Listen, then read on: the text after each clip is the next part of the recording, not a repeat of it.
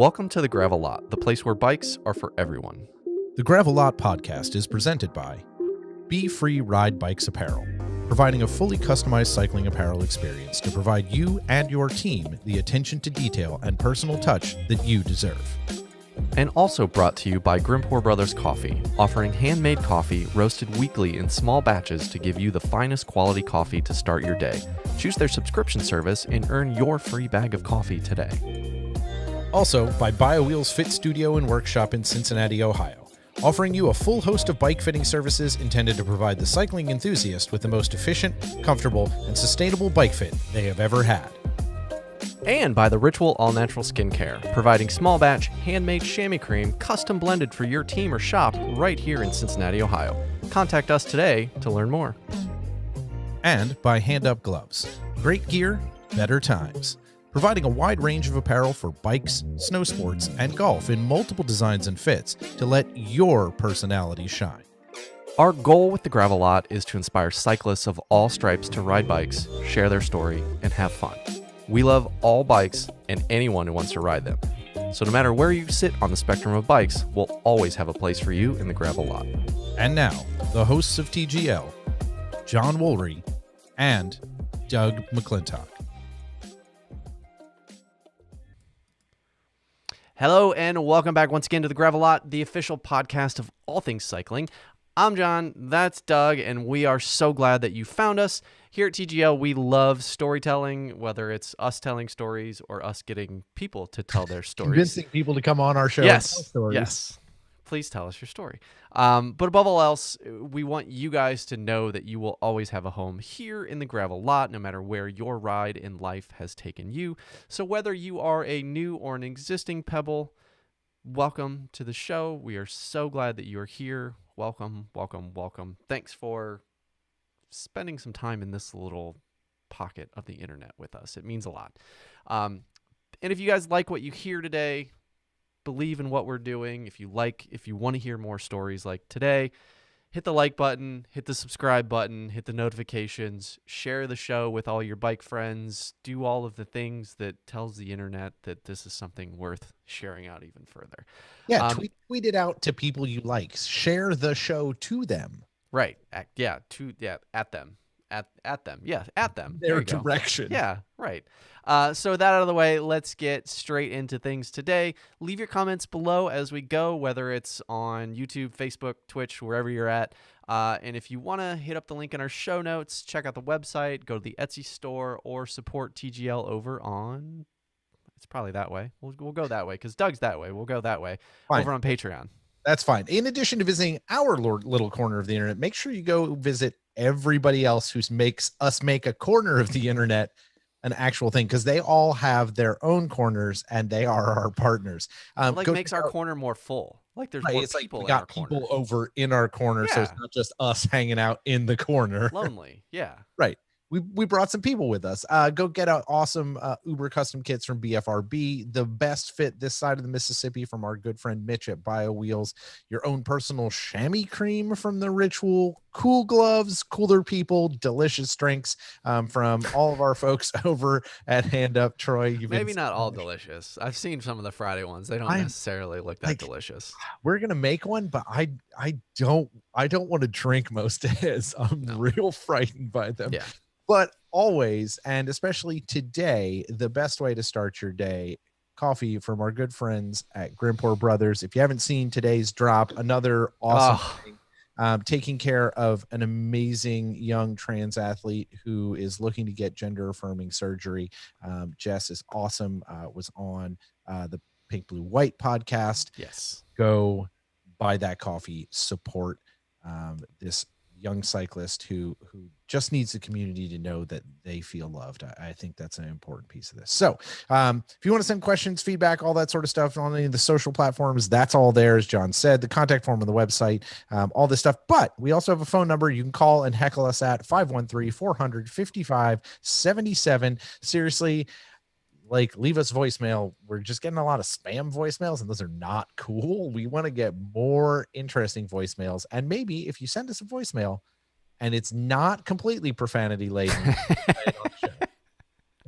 So please do send us also as well cycling related and adjacent diverse guests. We are building our guest pool out for the second half of this year, starting in July. We've got some people already lined up that you are going to love, but we are looking to fill this roster out with people with 52 shows a year. We need your input, so send them on over to us through any of the previous methods and link us up with them, and we will do our dangdest to get them on the show. If you know somebody's got a good story, we're ready for it. Yes. So, John, that's all the business. How's your ride been this week? Yeah, I guess we got to talk about ourselves. It's been all right. You and I went for a ride Saturday. Twas nice. We did pavement. We did the new Wasson Way Trail because this weekend was what was it? Crown the Queen weekend. Yeah, here in Cincinnati, celebrating all the kind of openings of all the shared use trails. We rode dirt, we rode gravel, we hit some mud because I got back here. You guys can't see how dirty my bike is, but it needs some love. But honestly, more importantly, I think I want to give some credence to all of the folks who went out to Kansas this past weekend, and whatever route you did, whether it was the 100, 200, XL for Unbound, reading through race recaps, reading through supporters along the way, whether it was mile 50 of 200 or the 150 stop where you can't sit on a chair and you don't know where you're at. Kudos to everybody who went and towed the line, whether you finished or not, because that is truly the definition of an epic event. So tons of Pebbles were out there making waves, making news. Yeah. It's cool. It makes me feel more connected to the event, knowing that there's so many people out there that I care about that are absolutely smashing themselves, where I can watch from the comfort of my air-conditioned house on Flow Sports. So that was nice. Thank you for doing that. And I want to abdicate my time to talk about the exact same thing because I agree with you. I think it was like the best of the Pebbles take over Kansas. Like that's what it felt like. There were 7 people who have been or are going to be a guest on this show in the XL alone, and that was maybe 100 people total, 90 some odd. Our awesome friend Ian, Amanda Panda, John Stamstead, who's Ian's friend, who get on the show. He has some stories, so we would like to tell those. You're missing, Doug. How are you missing the fact that Gordon stood up on the podium and wore jorts? Hey, I'm leading to the most important part of the all right, okay. I figured you were looping towards jorts. Thunder. It was a jorts moment right there, but that's all right. But like, we had so many folks involved doing that, and then Gordon like smashed it, stole some podium spots apparently, which I totally appreciate. Yes, and he was wearing hand-up jorts and a big belt buckle. So all congrats to everybody there. But even then, if you look down, and then the Lawhorns were trying to do that on a tandem and smashed a wheel. Like that's craziness to begin with, right? But it's cool. Even down to folks like Scott Herman, and there's a whole crew out of Cincinnati, the Conine, a bunch of people from Hungary were out there. Yep. People that we've met through all the things we've done, Petrie and Vegan Cyclist and Jeremiah Bishop, all these people going out and doing amazing things. How about Jeremiah Bishop? Yeah. First race in like 19 months or whatever it is, and goes top 10. Like had a flat and then rode up to 8th. Like, jeez. It's monster. Monster. Freaking it. But that's our friends in this odd way, which is very weird for me. And that has been the thing I've been grappling with, is these are people that I now consider acquaintances and friends. And all of you Pebbles should as well, because their stories. It's nice to feel connected to something that I've never felt connected to. And that was a fun piece of the weekend. All love to all of you. You did amazing things. As John said, regardless of where you finished, that didn't matter. Yeah. Just looking this thing in the face. Yeah. That's a pretty amazing thing. So yeah. So cool. All right. You know what? I don't want to belabor this anymore because we have possibly one of our favorite human beings in the entire world joining us today. This person should be no mystery to any of you because, he's been on our show twice before, but also we kind of pal around with him a whole lot. So welcome, Scotty Dedenbach, back to the show. We've talked about everything, your history with bikes, podcasting, and all this stuff, and we are excited to have you back. Scott, welcome back to the Gravel Lot. Oh, thanks for having me back, guys. It's a pleasure to be here. Yeah, I'm the one that got you guys into this, isn't I? Right. Yeah, that's absolutely how it was. Actually, we gave David Palin the idea for your show. Right. Right. Oh, okay. That's Yeah. the word. I mean, if we're gonna rewrite history, sure, because he's always taking credit for your show. So now we get to take credit For his idea. For his idea. I like this. I do too. That's good.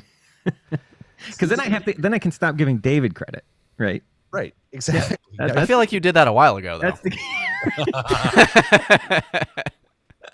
Man, it's so good to see your face and hear your voice, and you guys too, man. Because we've done this on Zoom calls over pandemic, where we just all like you and John and David and I all kind of just hung out to like touch base because we missed each other. Yeah.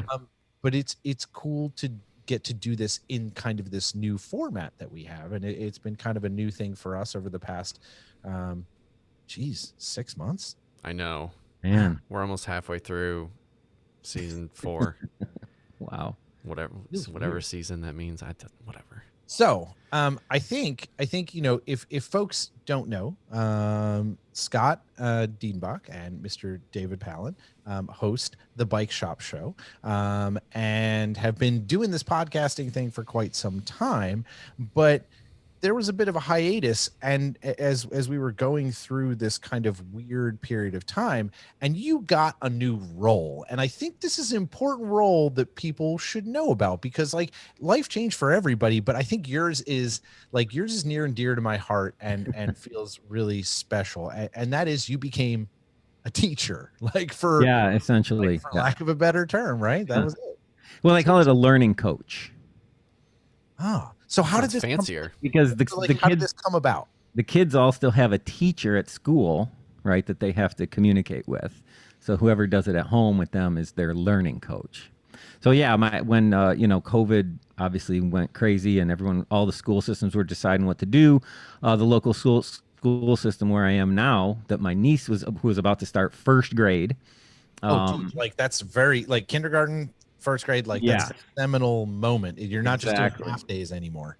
Right. You got to learn what school is, and it's in a lot of respects. But it was a scary time, right? Everyone's like, oh man. So I think a lot of the parents at the school decided they were going to do this distance learning that was offered by the school. And, but my brother and sister-in-law, they both work full time. Basically everyone in our family works full time, myself included to some extent, but I'm very flexible, right? A lot of my work is here. I can put it to the side. I could let things go a little bit. So really, realistically, I was the only one in our family who could basically take on a full-time job of teaching a first grader for the school year. So that's what I did. And yeah, the podcast had to take a little bit of a break, which was okay. And while I did first grade, and I'll just let you know, we will do her last 3 assignments tomorrow, and then she will be done with first grade. So how does it feel to be graduating for you? It feels very good. I have a stack, and in the middle of all this, my wife and I moved to a new house. That's true. So I don't know where anything is still. My tools I go to do any kind of just little project now, and it takes me just as long to find the tools, to do it, because I don't know where. I'm like, oh, it used to be right here, and now I got to look. But see, now you know what all of us normal bike mechanics who try to work on our bikes feel like. Right. I know where all of my tools are at, but then my hang up goes when I go to work on the bike, and it's like, what exactly do I need to do now? So I get in front of you, and then when you actually walk to the bike, you catch up to me, and we might finish about the same time. I can catch up to you. Yes. It's just, right. I get, it's probably true. Yeah. I like this. You're intentionally handicapping yourself to give all of us a chance to say like, oh, I did, change the chain. It only took me 9.5 hours. That's funny. It's like getting extra strokes on the golf course.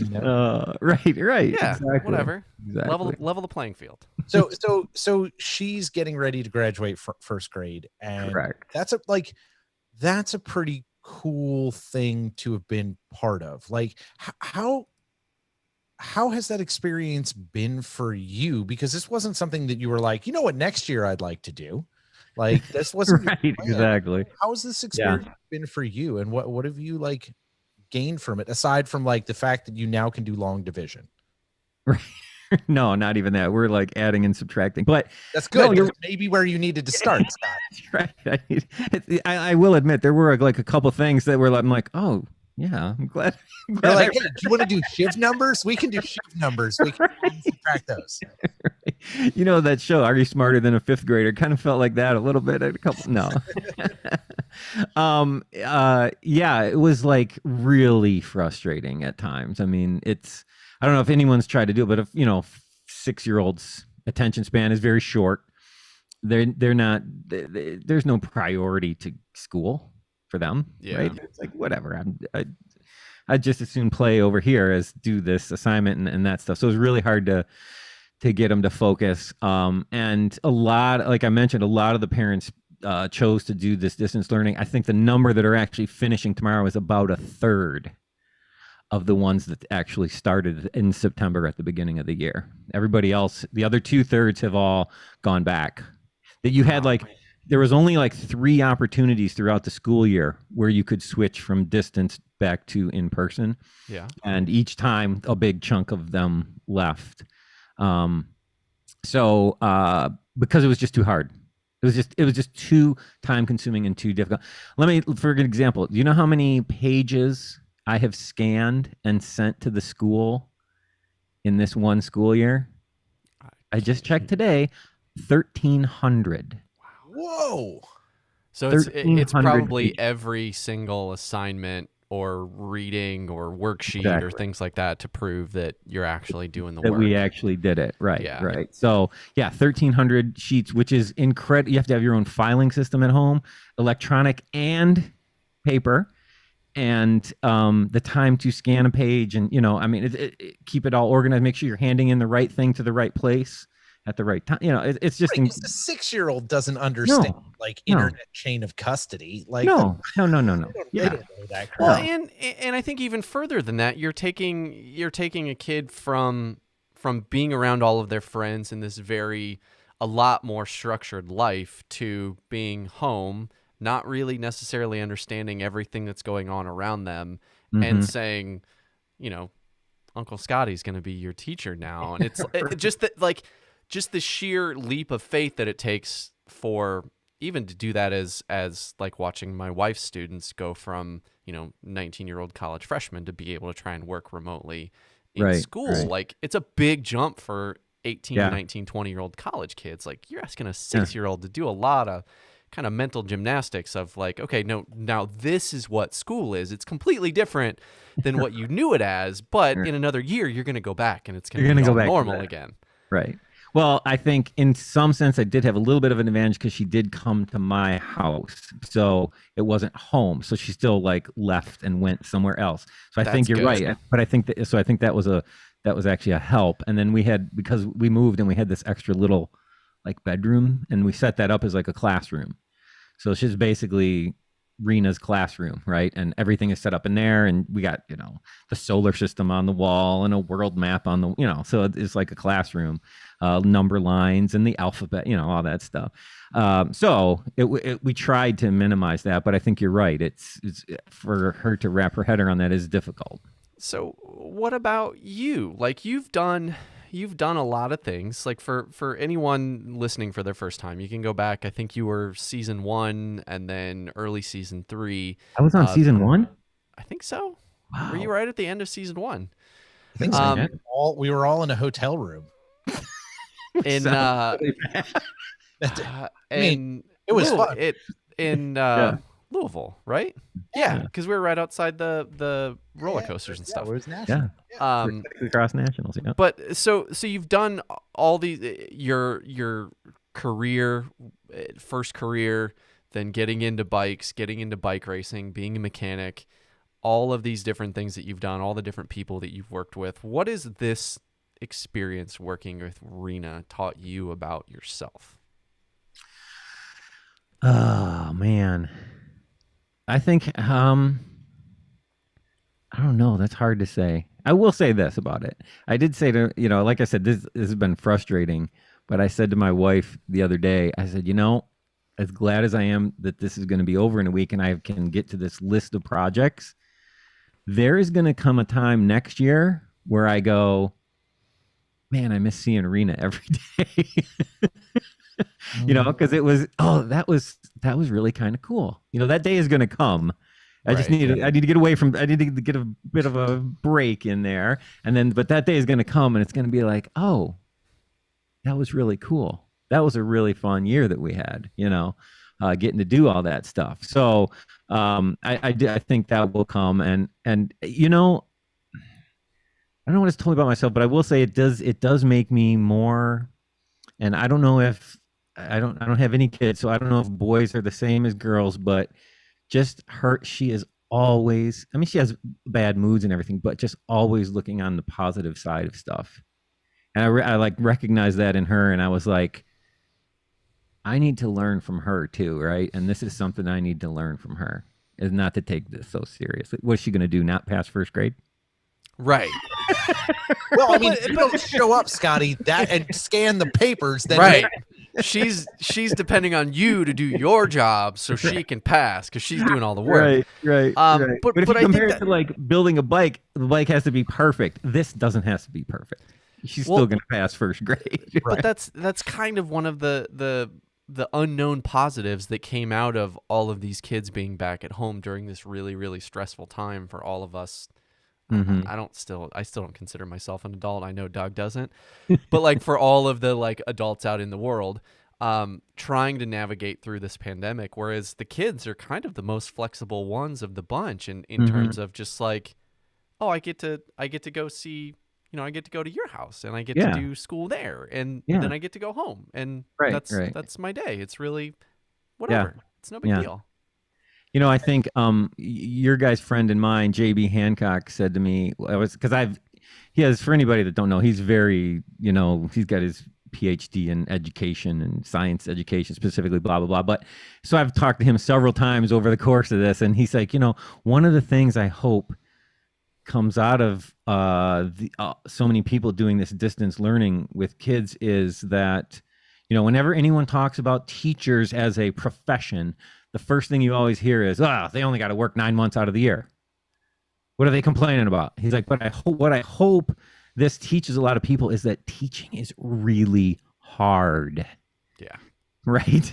That shouldn't be the first thing that comes to our mind. It's a very difficult thing to do. And I've certainly gained some appreciation for that. And he's exactly right. It's really hard. Well, I would argue, Scotty, and this is something that Doug and I were talking about earlier, that if you go back to you doing dialysis, talking with patients, then being bike mechanic, working with pro athletes on their bikes, this isn't really that different for you. I feel like you've kind of always had that teacher mentality in you. Like, listening to when I first discovered your podcast, like a year before we ever even talked about doing TGL, like you were teaching me, you were doing it entertainingly, but you were still a teacher. So it's like, yes, now you have like the formal cred of like, I did this for a year and now I need to like go take a nap and maybe I'll miss it later. But I feel like you've kind of always been a teacher. Yeah, I definitely think that's right. That's what that's what you have to do with dialysis patients for sure. Is, you're starting from ground zero with real basic nutrition stuff that you're teaching them. And and the same thing. And the podcast for sure. That was one of the goals, is to teach people, don't be intimidated by this stuff. There's no reason to be intimidated. It could be worse. You could have to scan 1,300 pages of homework. But we tend to think that Windows doesn't operate correctly. So But we tend to think there's some magic involved, especially with things like wheel building, right? There's some magic involved. And it's like, no, it's just putting parts together and knowing how to do that and then making them come out right. And there's certainly a skill involved, and you will learn and get better at it, but there's no magic. There's nothing that anyone can't do. So I think you said something interesting there. Your teaching side of things is definitely been part of your personality and the way that you kind of approach the world. You're always sharing those things with people. That's just the way that you are, and I think the way you're built. Yeah, I think that's fair. How has this changed your relationship with Rena? You've now spent a calendar school year together. Right. What is your relationship like now? How has that changed? Oh my goodness. Yeah, we are so much closer. It's ridiculous. It is ridiculous compared to when she was first started coming over. It was like, oh, what are we gonna talk about? Now like today, it's so funny because my wife will be like, "Are you guys fighting?" We're like, "No." We'll look at her like, "No." We'll get into it, but we don't like. No one's mad. You know what I mean? I guess we are arguing, but no one's mad. That's the difference, right? She's like having David around, except smaller. Right. Well. Not much. Hey, he's not here to defend himself. And you're the guy who's 6'3" on this call. We'd have to do a check. Start that crap. Yeah. We'd have to stand them back to back and see. No, but that relationship has had to have morphed. Like, do you find yourself in a space now where you have built a foundation that's different than you think you would have had before? You mean it's with her, like with her? Like with her. Oh, yeah, absolutely. This is like, not everyone gets this opportunity to connect with their nieces and nephews. Like my nephews live on the other side of the country. Right. Yeah. And so I should mention that in the same time I mentioned that we moved like 4 houses down from my brother and sister-in-law. So that's an area of Michigan that has internet. Yes, that I have internet now. So yeah, she got to drive her little electric Jeep down to our house every day for school. She had to commute. Yeah. She has this little pink Barbie Jeep, right? Yes. Electric. And she would drive it down, we're on a little court that's off the main street. So we get like 5 cars a day come down our road. And so her mom would go out to their driveway, and I'd come on to ours, and we'd watch her drive from their house to ours. Put her little book bag in her passenger seat. And getting her all prepared for being an adult already. Well, look, there's a pile up on the 450. Yeah. Yeah. Just the visual of that. Like, I'm good for today's episode. Like, I'm little decaf cup of coffee. Walk out to the car, like grumble as you go. Like, and then gotta deal with traffic. Right. You're kind of like, it's the morning, standing there, and then you get this like little 6-year-old girl rolling up. Hi, Uncle Scott. Are you ready? Just this way, That's so.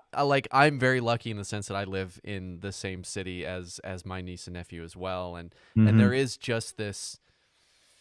They bring this wave towards you that it just like, I love my parents and they love grandma and grandpa, but like they just there's these little balls of energy that light up every room, and it just so I guess kind of to that point, like it seems like you need some distance from the teaching aspect of it, but are you not necessarily scared, but like are you feeling a little bit down about losing that daily connection with her? Yeah, I mean, in a way, yes, but because we are so close, I know. I mean, she's already been like, "Oh, yeah, Uncle Scott, once summer break is here, I can just come down any day I want." I'm like, "Yeah, you can. That's fine. Yeah, put you to work building bikes. Yeah, you have small hands. Get in there. Right. Got to make up for lost time. Right. Exactly. So yeah, she's already planning. She'll basically still be here every day this summer. And I told her today, I was like, all right, so when you start 2nd grade, if you need help, don't hesitate to come down. I'm happy to help you with anything that you need help with if you're having any trouble in 2nd grade. Okay.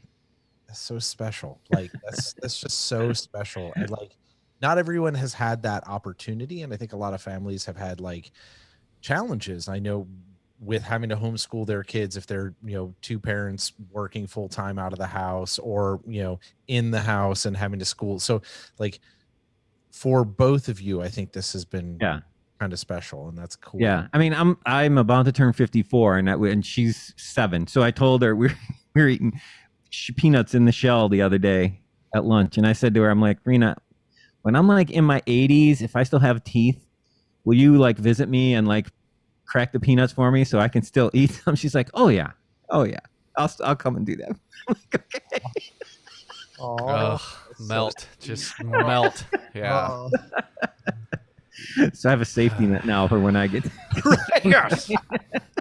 Lockdown. Yeah. Did you make her sign like a written contract? It's like, while you're here, let's just get this on paper because you're gonna be my point of contact for all my medical and financial records when I get medical too old power and of senile. attorney. Yeah. So during this time, priorities had shifted, right? And I think I think a lot of people's priorities shifted in a lot of different ways. And I think that is pretty normal when there's massively traumatic things happening. And like we've all talked about it ad nauseum. But one of the things that had gone away is you and David decided to kind of shelve the show for a little while. And then started creeping in, thinking about like, hey, we both miss each other. We miss making this thing. We miss doing this stuff, and decided to reapproach this. How do you think that time off changed where you wanted to re-enter when you guys were looking at like spooling the show back up? Yeah, I mean, I think we just needed a break, right? We hadn't taken a break in years. I think there's a lot to be said for, podcasts that do it's a season and then take a break. And we had never really done that. So what's that? We had, what's a break? Yeah, well, I'm unsure. Or what's a podcast? Yeah, exactly. Yeah, we're bad at that. We had taken a break previous, like years before. And before so originally we called the show the Bike Shop Show. And then we took some time off, and when we brought it back, it came back as Bike Shop CX. And then we took another break, and then when it came back from that, it came back again as the Bike Shop Show, as you've called it. So those are the two real breaks that we've had. But what we started thinking was, there was no racing going on, still barely, or just getting back into racing, right? I mean, there was no racing in the U.S. I should clarify. But so if we're going to bring the show back, we don't want to be so racing specific. There were good reasons to focus the show on cyclocross at the time. But we didn't have a lot of those reasons had changed. And, like I said, there wasn't any racing in the US that you could travel around to. So if we're going to bring it back, let's consider bringing it back as back to a more general format, talk about all types of cycling, but with a little bit of a difference from when we first started. It was still a very technical show about bike mechanics called the Bike Shop Show, about not specific to any one discipline. Everything, mountain, road, cyclocross, gravel, everything. And then it was cyclocross specific, but really cyclocross racing specific. But if we're going to bring it back, let's rebroaden that again, but not be as technical as we were the first time, because that created its own problems. One of which, you can't keep up with all the cutting edge technology in every discipline of cycling. So that's one of the reasons why we shrunk it down to cyclocross, because then we could still. So if we're going to do that and rebroaden that back to all of cycling, we can't be as detailed and technical. So how can we do that? And that's where we came up with this idea of let's just to be more general focused, focus on some beginners, but still with enough of a challenging things to keep more advanced people interested. Things like the wheel build challenge that we're currently doing. I think that can, that has a very broad audience. Anyone from a beginner to a more advanced cyclist can enjoy that. So let's do that and be, not as technical, but go back to that broader format, which is kind of where we are now. And here's where I think we get to kind of embarrass you and David a little bit is, I mean, I think that's how we started the show. yeah, well, that is true. Yeah, no, but this is like genuine praise here, rather than just making fun of you guys. The thing that I think both of you have a very unique skill for, not only from what I mentioned earlier about being great natural teachers, you guys are also both very, very entertaining while doing that. And you can make something like doing a podcast about building wheels, which is something that just saying it as somebody that is more of a kinesthetic learner, that I need to like have my hands on something. And then there's visual learners, and then there's people that to me that are outliers that can listen to something and then understand how to do it. Yeah. But being able to do a podcast about building wheels and making it entertaining to where somebody doesn't even realize that they just spent, 86 minutes listening to somebody talk about building wheels. Like, that is something that you can't fabricate that. I don't think it's something that you can learn. And each of you have it individually, but then your guys' relationship is so pure and so genuine that I think you could probably go and talk about anything. You could talk about pizza or something. Yeah. Yeah, I legitimately think you guys could talk about like the difference between Domino's and Papa John's, and I would listen for an hour and be like, that was really entertaining. I'm gonna go make my own pizza. Has the Noid, and everyone is annoyed by the Noid. Papa John's, he likes to kill like lions or something, I think. Yeah. No, that's the Jimmy John's guy. The Papa John's guy's gone crazy. Oh yeah. Actually, for anyone that wants a quick derivation, go look up some of the recent videos from John Schneider. That guy has gone round the bend. Too much pizza. I didn't know it was possible, but I think he ate too much pizza. Welcome to the Papa John's podcast. Yeah. Yeah. I mean, we're not that far from This is all opinion, by the way. Right. Yeah. Right, exactly. Yeah. But I think that regardless of what topics you guys tackle and I mean, you know that we're both in the same boat, that like there's only so many technical things you can get involved in because every bike manufacturer is coming out with whatever the cool marketing term of the month is, and you have to have a special tool and blah, blah, blah. And it's like, you can't chase that stuff. But for 90% of the technology, it's kind of the same. Yeah, it has been for 50 years. For years, yes. Right. So that's what we try and focus on, that stuff, things that are universal, like wheels. That's every discipline, right? As wheels, almost every discipline has derailleurs, or a very large percentage of them. Every discipline has brakes, so you can do that. And oddly enough, still to this day, one of our most popular shows was on taping handlebars. Yeah, well, yeah. Because I think the reason is because everyone's done it or tried it, right? So with all all about that was very relatable. Results. Everyone's had disastrous results at least once. Yeah, but when you get it right, and you get the end of it cut at that perfect angle, and you get like the sharp ends, it's such an accomplishment. Like it's so rewarding. Yeah, because it is one of those things that's kind of similar to building wheels, where yes, there's a technique, but it's also keeping the tape taut and just making sure that there's a little bit of craft involved to where you have like really sharp edges. And so here's what I've done correctly with people who I've actually done like rebuilds on their bike, like actual like customers, right, who bring me a bike and are like, can you rebuild this or recondition it, or I want to do this, and I do a full, we're talking very expensive, basically overhaul down to the frame, build it back up kind of thing. I always leave the handlebar tape off until they come, and I tell them this ahead of time: when you come to pick this up, we are putting the handlebar tape on together. And that's the last thing. And we do it, and I show them how to do it, and they actually do it with me showing them. And I just think that like gives them such a cool feeling, because some people are nervous about it. Oh, I don't know, really? I'm like, yeah, trust me, And then when it's done, just like you said, John, they're like, oh, this is really cool. Now this feels like they're invested in this. Yes, rebuild, right? This is their thing now. So and I'm curious, of the people that you've done that with, how many of them that have been intimidated by bar tape have gone on to take on other repairs on the bike that like, oh, I can do this, maybe I can do. Yeah.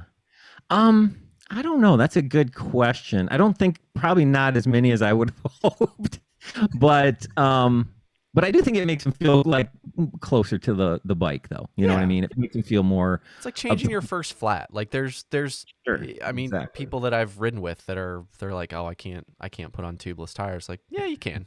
You Yeah, can. you can. Yeah, exactly. Yeah, or tubulars. I mean, I get that all the time. Oh, I don't want to. I don't want to get involved with tubulars because it's whatever the reason. It's like, yeah, no, it's not. You can do it. That was like my divorce project. Like, I'm not kidding. I taped my I know. own. I laugh because I know it was true. It's like I did my own tubies, and Mm. well, I rolled one the first weekend, so it shows you how focused I was. But Was what it a cyclocross tubular? yeah. Yeah, not enough glue. Oh, I'll bet you. I was high as hell. Plenty of glue, buddy, in my little basement apartment. When they tell you 1 tube per wheel, that's for road. That's for road tires. For road, that's for road. But I You think need the can for cyclocross. Yes. no, I had and I was like, let me just slather this on. I figure more is better, right? It's just like butter. Your glue outweighed your tire. Yeah, it felt like it. Many a race. But I think this is interesting because everything in bikes is always going to change, right? Like Mhm. or in some fashion, but it's the nickel and dime stuff. It's the small things. It's the like, oh, now it's electric. Now it's this. Now it's that. But we've walked into this different space as you guys have come back to this, especially during pandemic, where it's not that the technology, like John and I have gone live now, and this is we're doing the show live. And we Mhm. still record it and we still put it out. But because all of our lives transitioned, even Rena's life transitioned to a Uh-huh. place where it was online. Podcasting, even in the past year, and very specifically within the cycling world, has made a giant change, a giant leap, and we are an entirely different world.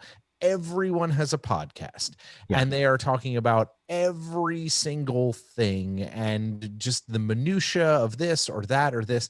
How do you approach this, and you and David approach this as you go to relaunch a show? Because everything has changed, but some things haven't, right? Mhm. The physical things haven't, but everything has changed. How do you look at the landscape and say this is where we're going to be? Yeah. I think where it is now and where it's going is unless you're a huge company that can put tons of investment into doing research and things like I don't know, any of the big podcasts. Like the greatest example for me is Whoop, right? Whoop. They started out, they were on our network as a sponsor, and now their podcast is like dumb numbers of downloads. Yeah. Or like Serial, obviously, kind of the first one that like went supersonic, or one of the first, I should say.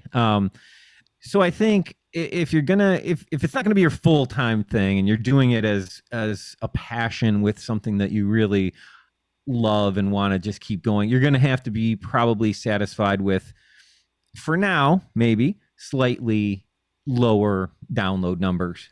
But I think what we're getting, we haven't seen a huge hit in download numbers, but what we have seen is just a much more connected with the people that do find you and are listening every week. They are contacting us more, right? It's a smaller number, but they're contacting us over and over again and telling us about this thing and then this thing. And then, so you're really getting this sense of a really close knit community that's around you now, instead of this real broad, broad community that maybe listens or maybe downloads your show and then doesn't even listen to it, Right. and that stuff. So it's more like I feel more connected with a slightly smaller group. Well, and I feel like that's more of why, speaking for myself, that to me has always been the draw of why this style of media makes so much sense. Mhm. Because there's no part of me that thinks that TGL, that bike shop show, Girls Moving Mountains, any of the things that we have kind of dipped our toes in to be able to, whether it's helping or making ourselves, Mhm. I don't think that they would be as successful in doing what we set out to do in terms of building community and inspiring more people to go ride and showing people what's capable to be done on bikes, whether it's, at the really sharp end or, back with us in the smoking section, as Doug calls it. Like, if it was Joe Rogan level downloads, like, Yeah. that's such a big audience that your topics are just scattershot and you're not actually creating any sort of engagement. Because this is something that we saw as well. When the pandemic hit, everybody went out of their normal routines. So the people that were listening at the office, on their commutes to work, or any of those just like regular spatial awareness, like, oh, that's when I listen to my podcast. Those were all wiped away. Yeah. And February, March of last year was just cratered for basically all podcasts, not us like exclusively. And it's been this slow climb kind of out of that. But after that decline happened, you were left with, like you're saying, these are the people that are ride or die your show. These are the people that are going to listen to it Thursday morning when it comes out, or in your guys' case, Wednesday morning. Right. And they're going to be the ones to reach out. They're going to send you comments. They're going to know you personally, even though you may have never interacted, because you share so much of yourself on the show. And it's like, at what point does chasing downloads take you away from that versus being Scotty, the guy that's really relatable and is more than happy to have a 15-minute conversation at a bike race with somebody who's listened to the show for a long time and never been able to really interact in person? Yeah. One of the things I love is, like, I answer every email we get. Every single one. Yep. Same. Yeah. And I love it. Like, some of them I'll like, if I'm not busy or for whatever, or I just want to really get into this topic, and someone will send me a question or something, and I'll send like a 2.5-page email back, and I'll get a response like right away, and they'll be like, holy cow. I didn't expect Thanks for giving me something to do today. They're like flabbergasted that I send them like this 2.5-page response, to this 5 lines that they asked me, So I think by doing that, by like connecting with people one-on-one as many times as you can via social media, via email, or the show. That's why we love to have people email the show with questions that we then read out. And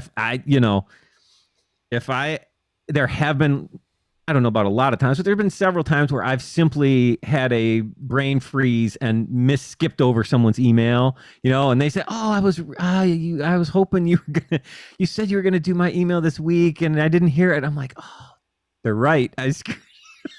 Look, that happens. Oh yeah. No, but I'm saying, in a way, it's like so amazing to me that they were so ready to hear their email on the show. And in a way, I feel bad, but I'm like, I'll just apologize, and we make sure we get it the next week. I'm like, is there anything I can answer right now for you, because you're stuck and you need to go to the shop today to buy something, to fix something? I'll answer that right now via email, and then we'll read it on the show when the next show comes out or something like that. So Scotty, this is like, and this is the thing that's so interesting about this medium, and I think this is the thing that this medium actually wins at doing, is doubling down on relationships. And they may be real, or they may be parasocial. And folks, if you do not know what that means, go ahead and Google it. It's very interesting. But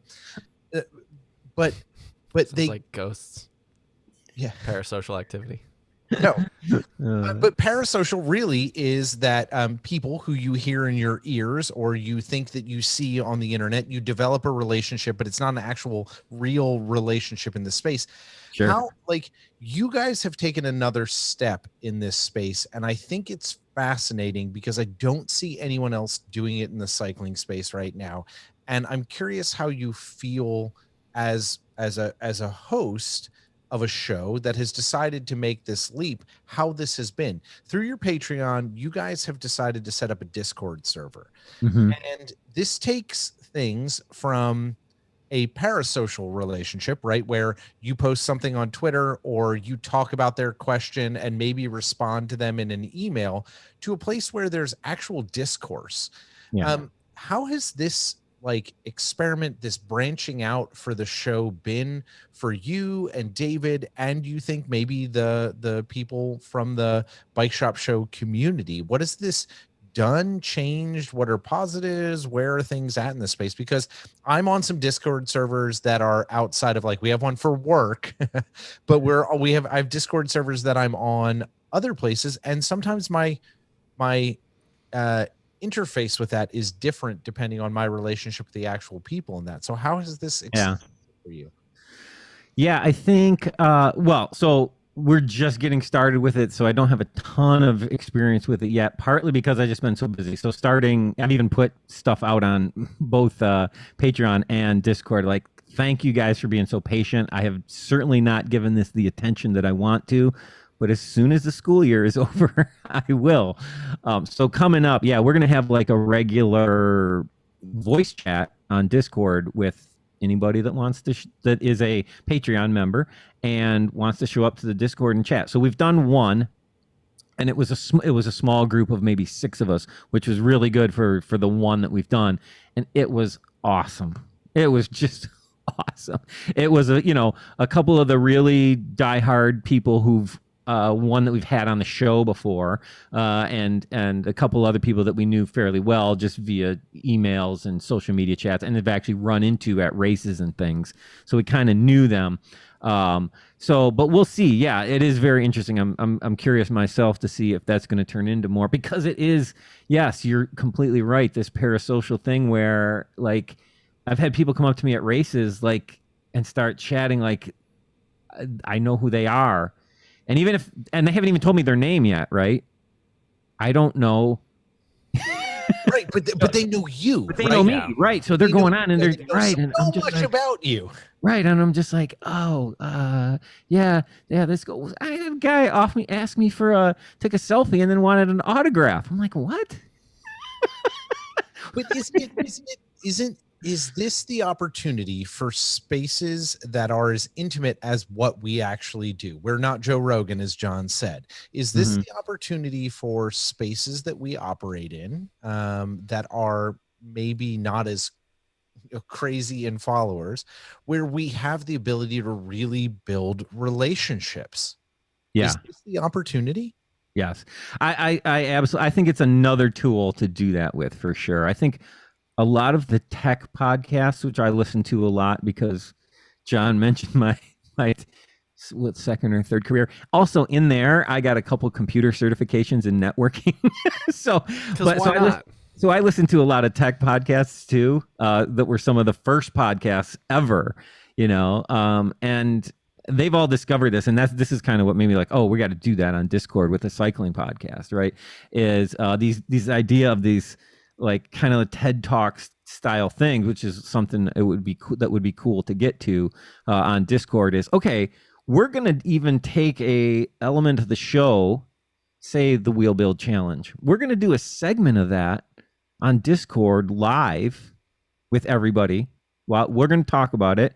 You guys listen, and then open it up for questions at the end. Say I'm gonna talk about lateral true, right, on a wheel after you've laced the spokes, and we're just specifically on that. Here's the deal: we go through, do your little presentation, and so it's kind of like I envision it like an auditorium in my head, the right. Discord room, and now, okay, we open it up for questions, and there can be back and forth, and I'm hoping you'll even get people in the quote unquote audience to say, oh yeah, I did this once, and right.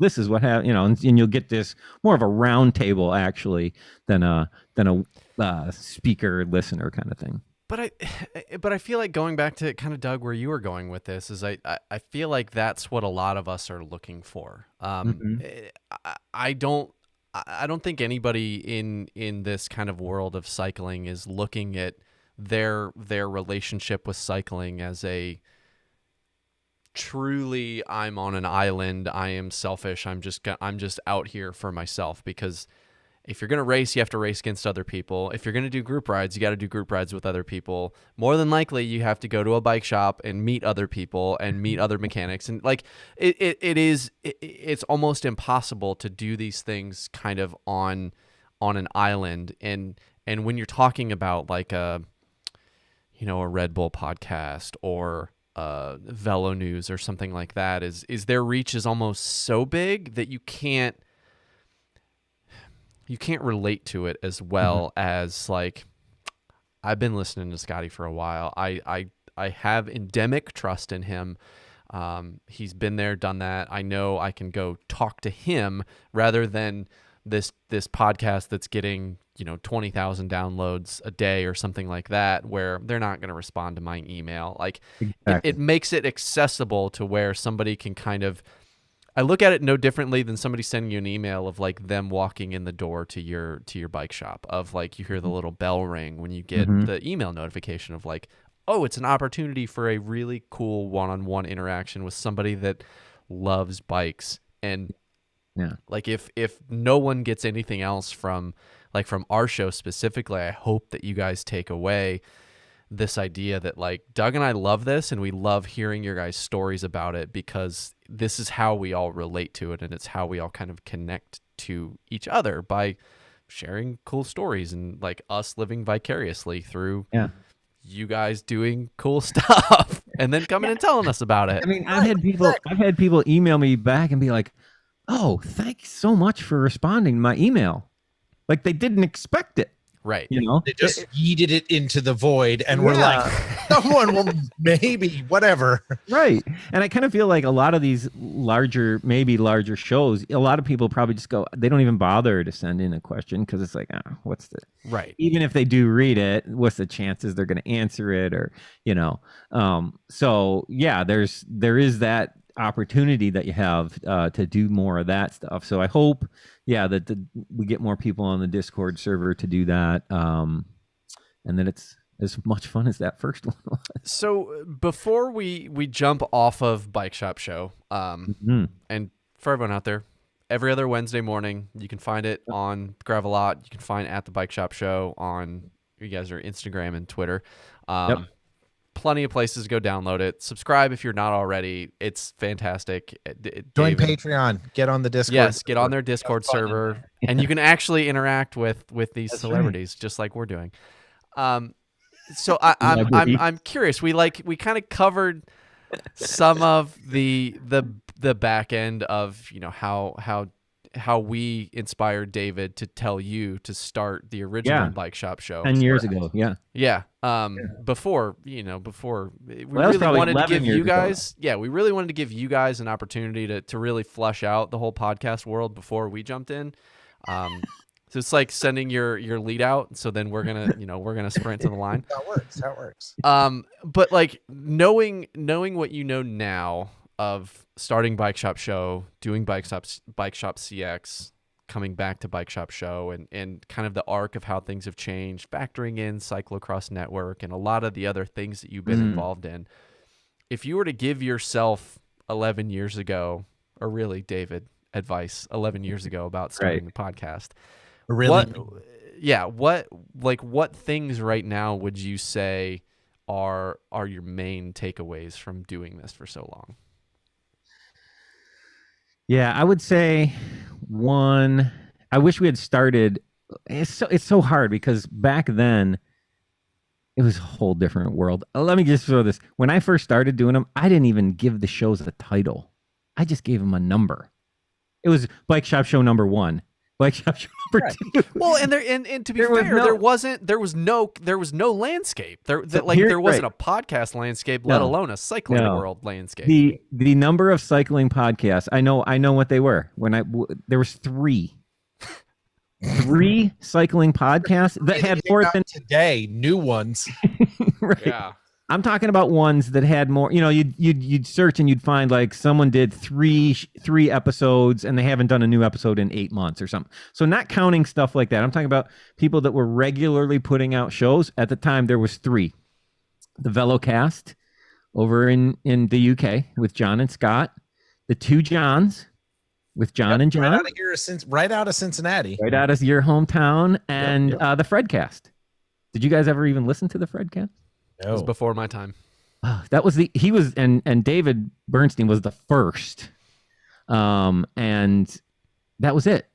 And so, there wasn't a lot to go by. And so that's why I kind of was just like, oh, I'm going to do this. But yeah, if I could, one of the things I would do is, I think we kind of touched on this, is I would do seasons. I would do a seasonal show. So do a season, take a break, and then come back with another season, because you need that. You just got to have that time off. But back then, and then when like you mentioned the Cyclocross Network, and we started that, and we started Cyclocross Today. I'm doing 2 shows a week. What the heck was I thinking? Yeah. It's a lot. It's a lot. It's a lot. So, there's that. I would do seasons, and I don't know. I think if you're meaning like from the aspect of someone that wants to start a show, I think I tell people this all the time, and when I make predictions to my wife that that show's not going to make it. It is way easier to start a podcast than it is to keep a podcast going. You know what I'm saying? Starting a show nowadays is a piece of cake. You think you have all this material, right? Oh, I could do 1 million shows with what I got in my head. And then you do 3 or 4 and you start to realize, oh, I'm out of ammo. I don't really have as much as I thought I did. All right. So let me stay on this one more question before we move out of this. How do you combat that?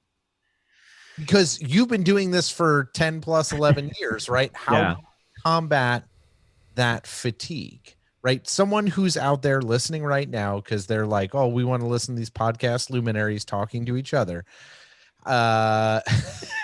Wow. Hey, I'm trying to build our brand here. Okay. All right. But if they're like keeping the bar low, I want to do a thing, and I want to make a thing, and I think I have all that material. What do you say to them about keeping on? I think one, and you guys probably are in the same situation. Don't try and cover as too much content in one show. You can be very, as you guys know, we start talking about bikes and it can go for hours, right? Hours. We didn't learn that until we had Jake Wells in the studio, and then that's when we learned it. Our podcast. Yeah. So you don't need to cover everything in one show.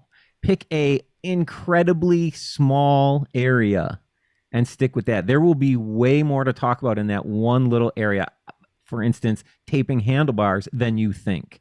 You can do an hour show on taping handlebars, but it doesn't seem like that when you think about it. It takes 5 minutes to tape handlebars, but how do you do an hour? How do you do an hour-long podcast about it, right? Well, first you got to explain what clockwise and counterclockwise is, right? Like based on the way you're standing in front of the bike, right? That's like an hour of itself. Right. So I think that's one is try and bite off small chunks, right? And that gives you a lot more to talk about. But now, we're in our 10th year. We are at the point now where we have to start revisiting stuff, because even with the Wheel Build Challenge, I said to David, I'm like, oh, well, are we going to do that again? And then I started thinking about it. I'm like, oh man, that was 5 years ago that we did the first one. I'm like, well, yeah, then absolutely we should do it again, because we talk about it so much, though. It seems like it was just the other day, and you realize, oh no, that was a long time ago. So, over that amount of time, we've actually, I'm sure, cycled through a lot of viewers / listeners, and so it's okay to repeat topics. You've also, in my case, I've learned more about different topics. Bike tech changes. When I started the show, there was no disc brakes, right? There was no electronic shifting, right? So all that stuff has been stuff that we could add in and do things. And then you can also pick specific brands, right? You can do, okay, we're going to talk about SRAM hydro brakes. We're going to talk about Shimano hydro. So just breaking all that stuff down really gives you a lot to talk about.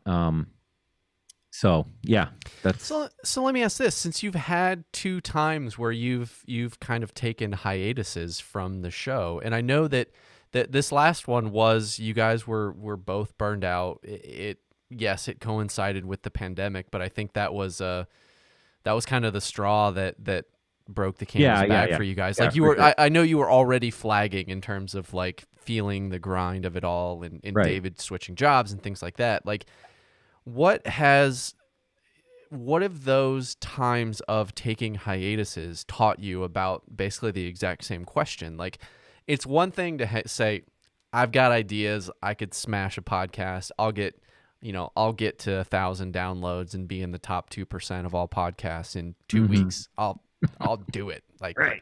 it's easy. It's not that hard.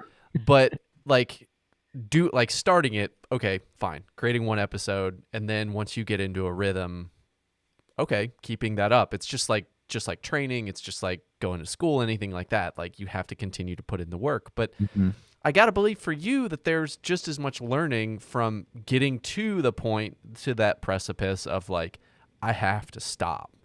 And then living through that break, and then coming back to it on the other side of being really reinvigorated by it. So from those times that you've taken breaks, what things kind of have you taken from those experiences that you might tell, whether it's 11 years ago Scotty or somebody that was interested in starting their own podcast? Like, what learnings from those things could you take maybe from the jump?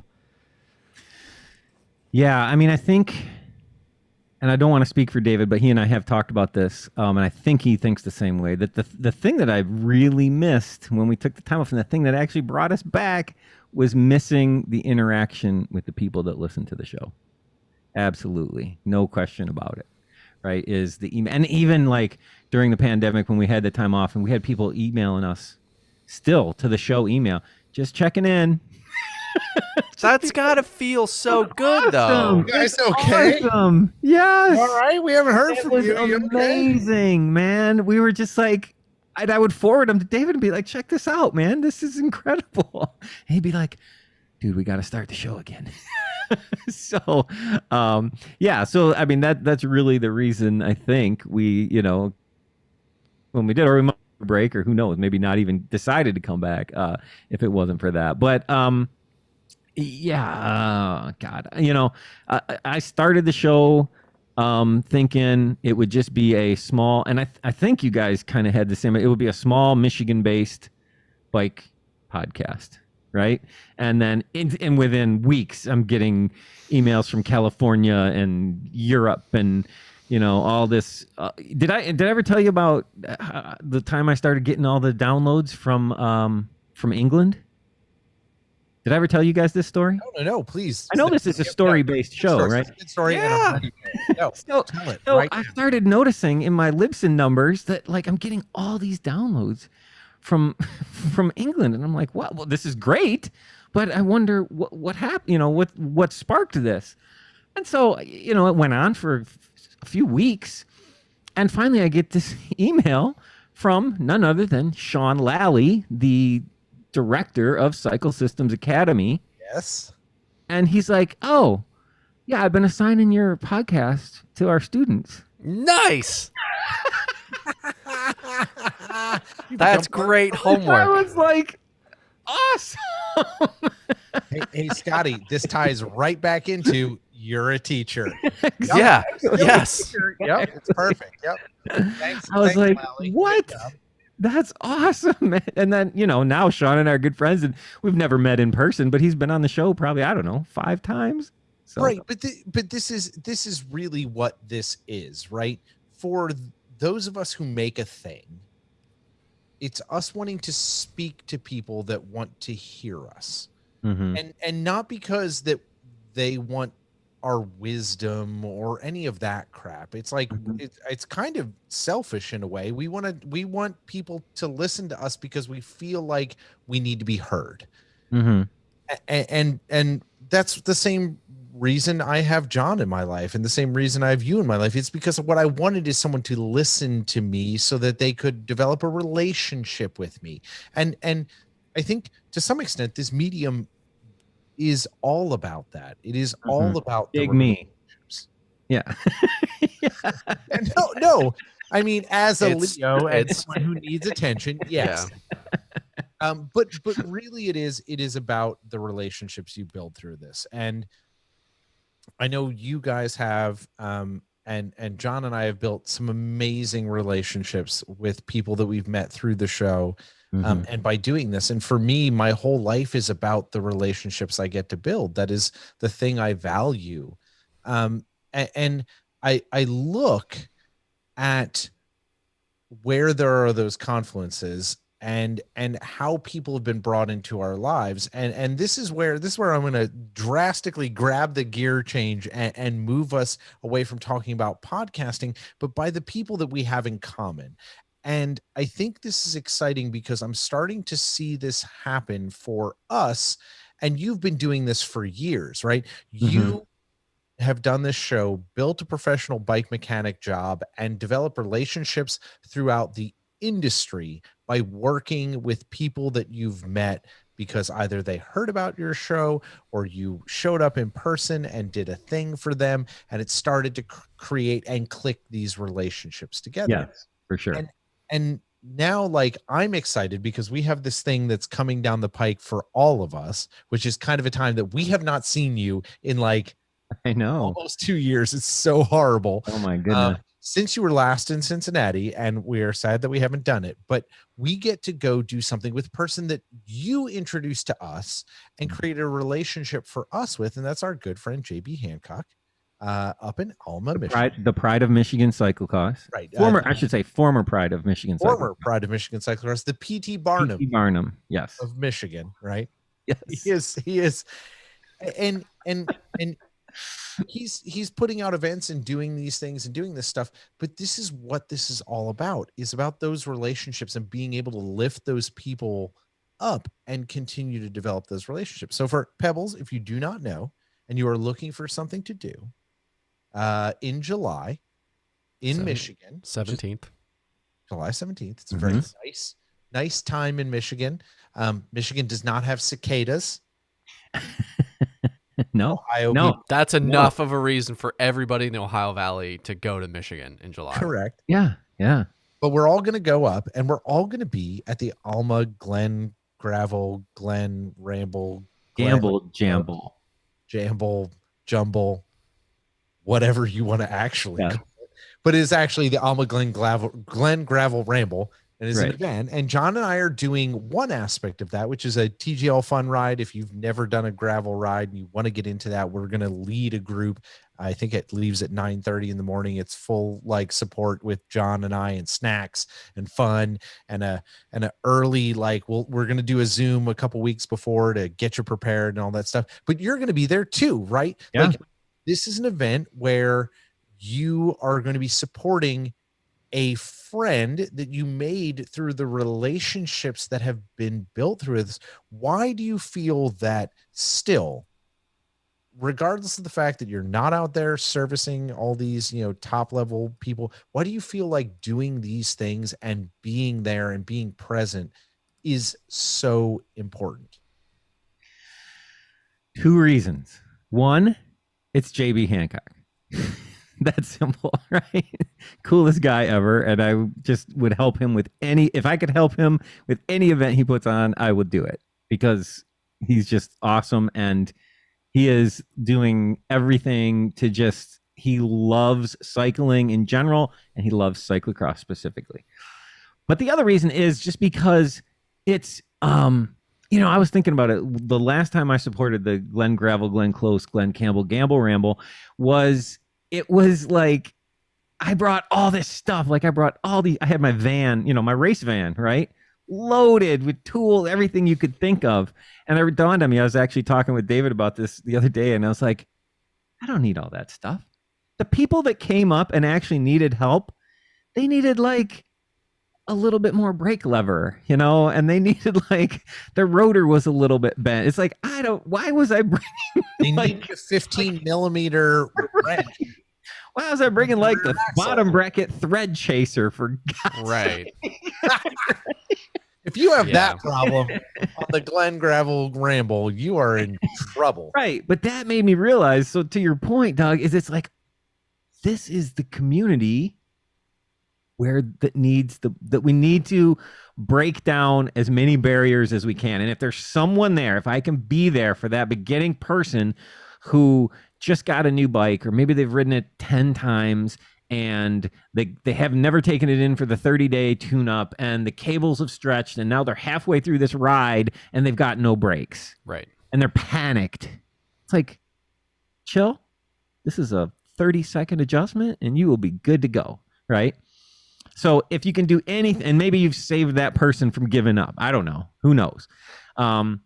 So to be able to do that so easily is what more of us could do. When I used to also volunteer and help and do aid stations for triathlons, right? And then I would hear, I've been to I actually supported a friend of mine in Hawaii when she did the big Ironman in Hawaii. And, and there's people complaining about, why these people don't know how to pass water when I'm running, or they don't know how to pass water when I'm on the bike. And I'd be like, hey, have you ever volunteered for a race? This is to racers, right? Have you ever volunteered while you're in training and you don't have a race scheduled? Have you ever volunteered to help a race? Well, no. Yeah. Then don't complain. Right. Let's all jump in there. I think we were talking about this tiny little bit of help, which to you is so easy, is like a total game changer for somebody. Yeah, So that's why for us, when kind of the opportunity presented itself to go up there and participate, Doug and I sat down and chatted, and it's like, how can we make this something that is more, because more than just us riding down the road. More than just us taking something away from an event and going up there. We take from the event and then we go home. Like, how can we do something that's more? And I think back to that conversation we were having about your Discord server, of making something accessible and allowing access, that personal access to somebody, whether it's me or Doug or you, or JB or anybody at this event, feeling more comfortable doing whatever they're trying to do. If they're going out to do the 100K, if they're going out to do a 50K and it's the longest ride they've ever done, one person at registration can make or break that entire day for that person. 100%. And that's like where, for anyone that wants to sign up, you can go to the Bike Reg page. It's like bikereg.com/AGR. And then the TGL ride starts at 9:30. It's 50 kilometers. It's the exact same 50 kilometers that everybody else is going to be doing that day. It's just that you're going to be bookended by Doug and myself. We're going to have some additional swag from our sponsors. We're going to visit Scotty. Yeah, we're going to go visit Scotty. We're going to make sure that your bike is ready beforehand. We're going to make sure that you are ready beforehand by doing the Zoom call a couple weeks in advance to allow you to go get whatever you need from your local bike shop or Amazon or wherever. Hopefully it's your local bike shop. But it's all under the premise of trying to make someone's first experience or make someone's experience at this event that much better and that much more comfortable, while also making them feel like they're not alone. Just like the Discord servers having, like, there's nothing more fun than a chill group ride with your friends. Yes. Maybe the conversation in the gravel lot after the chill group ride where you're making fun of each other. Right. But there's nothing more. Good plug. There's nothing more fun in this whole bike world than going out and doing bikes together. Than people. Yeah. We talk about community. I just got to tell you guys about that. I don't know if you know this or not, but at JB's other event, the Alma GP of cyclocross, Avalon Tahoe. Avalon. Show the hat. He's got that Avalon hat on. Like Avalon, correct. Sponsored by Avalon. Yeah. And this is completely because of completely because of JB Hancock and Mr. David Palin. All right. We have a thing at the end of that race where everyone who is present helps break down the course. David announces it and is like, hey, this is a thing here. This is what we do. Everyone go out, grab some course tape, grab some stakes. The record, I forget what the record is for breaking down I'm talking the course broken down and back in the trailer completely, right? That's impressive. The record is like 20 minutes or something. What? Yeah. Yes. What? Yes. Because the 120 people that are there all pitch in. And when you have 120 people, if everyone goes and gets 5 stakes and 20 yards of tape, that's all it takes. Yeah, right. It doesn't matter how drunk they are. They can still like actually like pick stakes out of the ground. I'm sure David knows the official record for sure, but it's ridiculously fast. And it's just a great, and everyone gets into it. It's almost like it's another reason to go to the event. It's a competitive event. Right. Exactly. This is the opportunity. And JB, I know you're listening. You guys need to give out awards. Yes. Podium. Yeah. Clean up. Tear down podium.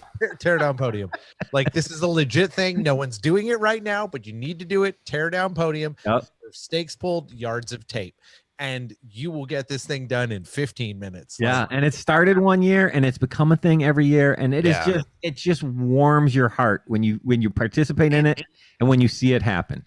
And if we're giving it, like, if we're doing the cliche of like podium socks for most people, like, why not like podium glad trash bags? Like, that's pretty on brand for the tear down podium. That is a like, great idea. And it falls right in line with like, hey, you just spent 100 hours training to win a bike race. Now you get some socks. Like, you spent 30 minutes tearing down a cyclocross course. Here's some trash bags. Go take out the trash at home. Your bumper wife wants stickers for tear down champion. Yes. No, there's 2022 tear down champion. What color bands would those be?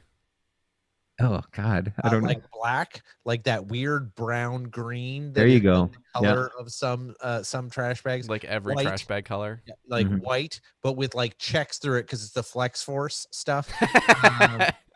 Yeah, we can do this. This is the thing, and this is why the Alma GP is not a great cyclocross course. It's great because JB has made it into a great, but it is flat. There's no huge elements that you have to ride. He has gotten every ounce of that out of that course that he could, but that bookends showing up on Friday night, having, hanging out, camping out for free at the venue, having a campfire, everybody hanging out, talking bikes from that moment all the way till that cleanup moment. And I can't describe it. It's the thing that I look forward to, and it's right at the beginning of the season, so it just gets you so ready for cyclocross season. It's just awesome. It's just awesome. I wouldn't miss it. It's coming back, bud. Yeah. Well, I used to, there was a couple years where I didn't go because I was supporting because it started to fall on the same weekend as the Rochester UCI race. Yeah. So, which I love. That is a outstanding race. I love that race, but I had to miss the LGP to do that. And I'm, now that I'm not supporting any pros anymore, I can go to the Alma GP every year and not the Rochester race, but I would go to either one, but Alma is as good. So there you go. And it's a lot shorter commute. A lot easier commute, and it's maybe more fun. So I love that this is kind of where we find ourselves at this point, which is through all of this. This is about the relationships. And like, Scotty, like, thank you for being able to be here on Audible on Thursday, but I'm like, yo, dog, we need somebody. Get in here. Yeah, we gotta talk. We gotta do this anyway, but it's right now. Yeah, you guys know we like planning out pretty far in advance, but now John has cold sweats if you can't. Yeah, now that the world is starting to open up, our guest for this week was unfortunately flying across the country right now. So a perfect storm of things that led to this. Sure. But yeah, you stepped up and you made it happen for us. So thank you so much for being flexible. No problem. Anytime. But if we're talking community, right? If we've been talking community this whole thing, this is about community. Everything we do is kind of built on that. You as a person, John and I, what we care about, where I think we all kind of live is that space. We have a big community of Pebbles that listen to this, and because you've been on the show twice before, it's coming. Man, like, I didn't prepare for this. I'm scrambling right now. Speaking of cold sweats, I'll give you a couple more moments because we do have some hot fire AMAs that we want to ask you in a Okay. couple moments. But before we get to those, I want to know what you want the Pebbles to kind of take home from our conversation today, as we've been rounding up the kind of the back end of Scotty's 2020 to 2021 teacher extravaganza. Wait, what do you want the Pebbles to kind of take home from our conversation tonight? I would say, well, I'm going to stick with the community theme that you just brought up that we've been talking about. I think one of the areas that we can all still improve in as far as our cycling community is to try and expand our community. I think our cycling community is actually bigger than we think. It's bigger than just people that ride bikes, right? It's the vendors that come to races. It's all the support people that come to races. It's the family members that help people get, those people are part of the cycling community too. I think that's an element that we don't shine the spotlight on enough. So if you are a rider, if you're doing events like Gravel Grinders and someone's helping you, realize that those people are part of the cycling community too. Maybe they don't ride as much as you. Maybe they barely even have a bike that they use. They are part of the cycling community too, because they're helping all of that happen. And it's that stuff is the, I don't want to say it's thankless, because I think the cycling community in general does a pretty good job of saying thank you if somebody hands you a Twinkie or something like that at a rest stop. But you got to think it's taking, like, all of the volunteers that were at the Black Fork Gravel Grinder. At the rest stop, there was maybe 12 people working it. And that's people that are taking an entire Saturday away from riding bikes, which is probably what they want to be doing. And taking the time to be a part of supporting this other thing and giving back to this sport that they love. And that stuff just can't go without being mentioned. And I think it's something that when you're so focused on your, you got your anxiety going and you're worried about your race or your ride or finishing, or you're in a bad spot and somebody hands you a tube, or there's a mechanic at mile 180 that's going to get you to the finish of Unbound, like, those moments are precious, and like those folks may not get, they don't get their photo at the end of the day. I think you're right. They do get a mention, and the cycling community does do a decent job of mentioning that, but what they don't get is the focus put on them. So one of the things I see all the time is racers, people doing an event, whatever, posting on social media, here's a really cool picture of me, and they go with a paragraph and a half describing about how much they suffered and how great they did, and da-da-da-da-da, and then the last sentence says, oh, and I couldn't have done it without my team, or I couldn't have done it without my mom, or it's like, what? No. Take a picture of that person helping you. Right. That should be the focus of this post, not an afterthought at the end with, oh, look at this cool picture of me. Look how tired I was. Look how dirty I was. Yeah. And then at the very end, it's a sentence about all the people that helped the 1,000 people that helped him get there. As a narcissist, I apologize for all of the things I have done in my life that have not centered people who have actually helped me. But I hear you, Scotty, and I'm doing better. Yeah. I'm not saying you can't do the other thing too. You can still do that, of course. But don't forget to do this too. Don't just add it as a sentence and then add on. It's important to shift the focus, because these are the people, just like in our regular day, right? Like, here's the thing. Rena may not know right now how thankful she is for the work you've put in right now. Right. But when she's 25 and she's walking with her masters, she's going to look back at that time and be like, that person. That was a lot. That was a commitment. Yeah, that was hopefully, No, I think she will. No, she will. She will. And look, everybody listening to this, I would imagine at least 95% of the people listening to this, watching this right now, understand how incredibly selfish doing any sort of endeavor bike related that has any sort of like cash is, whether it's bike racing, ultra endurance, anything. It is so much take. And that's it. That's fine. It's just what it takes to be able to perform at any sort of level doing this thing that we love. But in doing that, there's so many people that are sacrificing things for you, just like you sacrifice things to go put in the 8-hour rides on a Saturday. Your partner is at home with the dog or with the kids or whatever, taking care of the laundry, taking the garbage out, like all of those things that just go unmentioned. It's all of those things that I think kind of filter into this whole conversation about thanking the person that's at the starting line or running the timing and scoring or making sure that the AV is running correctly or whatever the thing is that could be a potentially thankless job putting on a bike race. Yeah.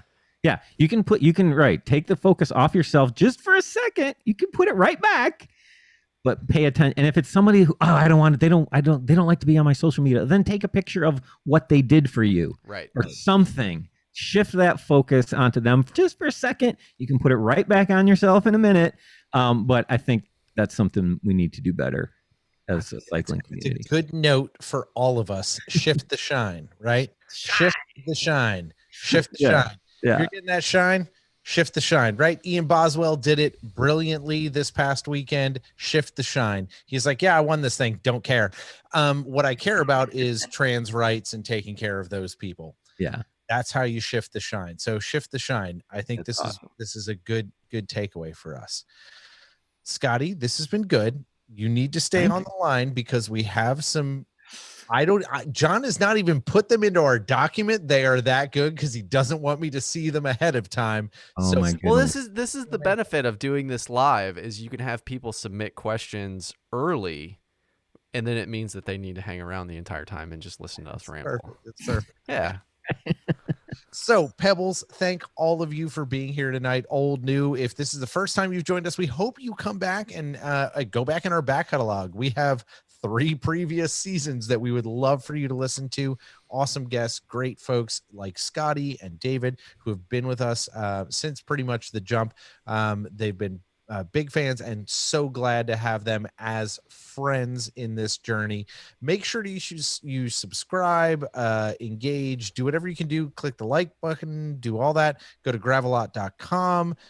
Check out all the shows we have and learn how you become a Patreon supporter today. And if you want to really help us out as we roll into the second half of season 4, send us your suggestions. We are looking for diverse voices from your community.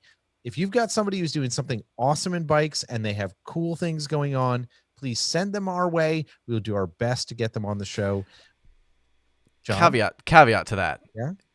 Listing people is great. Making email introductions, information, warm introductions are awesome because then it's like you should have Dale Earnhardt Jr. on the podcast. Neat. I know he likes bikes. Yeah.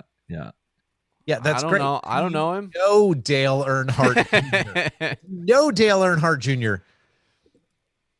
Let us know. Right. We'd like to have him on the show. Or George W. Bush. We're still fishing for that one. We've only gotten 2 rejection letters. Yeah. But yeah, we skipped the pandemic year, but I think we're ready for another submission. Round 3. Also, I think this is a good time to Scotty, can you mention your Patreon? How can people find you guys on Patreon? Sure. Yeah. It's just patreon.com/bikeshopshow. You can join at any level and all levels get the same thing. It's just what amount do you want to support the show at? And then you can hop on the Discord server and join the chats that we talked about. If you have tech questions you want us to cover, send them to bikeshopshow@gmail.com. One of you guys are supposed to say, that's bikeshopshow@gmail.com. That's bikeshopshow@gmail.com.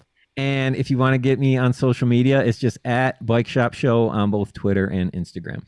Thanks for reminding me that I'm supposed to do that because normally David just says it. Yes. So I forgot that was a thing. Doug needs director's notes.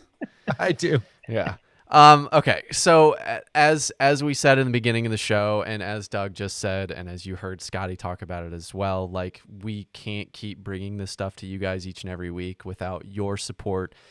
We are so thankful for all of you guys, all of our Pebbles, all of the folks that are supporting Girls Moving Mountains, all the folks that are supporting Bike Shop Show. Like we just talked for an hour and 38 minutes basically about community and about you guys, about why we love you guys so much. So it is our pleasure to be able to bring this stuff to you guys each and every week, but it's expensive and it's time consuming and it's a labor of love for us. So in addition to going to the Patreon for us and for Bike Shop Show, we encourage you guys to visit our sponsors Frequent them, buy things from them, and tell them thank you for supporting the Gravel Lot, because it will keep them invested in moving this thing forward. So you guys know we partner with people that we believe in, and we don't just hawk things for the sake of hawking things. So if we're telling you to go buy something, hopefully you understand that it's good stuff.